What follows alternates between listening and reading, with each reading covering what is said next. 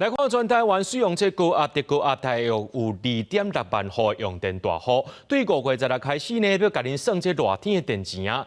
若讲到一般的徛家小店家庭低压用户呢，是6月到9月底实行这热天的电钱。但有去试算，讲这旧年一般家庭热天平均一个月用电，这电钱是1079块，平热天呢是来加478块，平均是加8成。一入去房间，就拍开电灯，天气小热，顺手将冷气拍开，也将风扇也拍开，才好开始操作电脑工作。李小姐是远期工作者，若工作忝啊，也会看电视放松一下。伊发现厝内电费毋是热天一个月大约是1700外，要毋过一到热天一个月因为休热囡仔拢伫厝诶，冷气会一直开，就起到5700外，足贵2倍外。平常没有什么太大的感觉，就是让它一直自动扣款。但是刚刚看到账单，真的有感觉，其实还是有差的啦。这个支出确实是差蛮多的。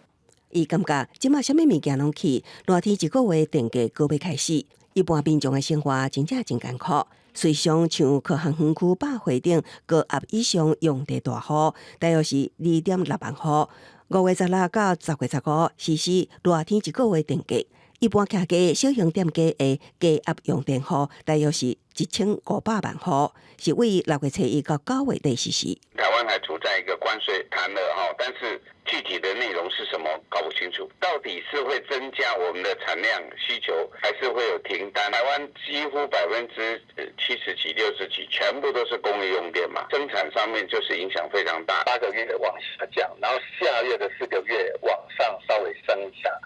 所以其实是8个月降价，4个月是稍微往上拉一下，但是它还是维持全年的平均电价是不变。台电以去年的用电记录计算，一般家庭的热天平均一个月用电量是428度，一个月费用大约是1079块，比毋是热天的平均601块增加袂少，起伏大约是8成。所以提醒民众热天用电注意节能，像调悬冷气温度，减轻电费负担。公视新闻采访报道。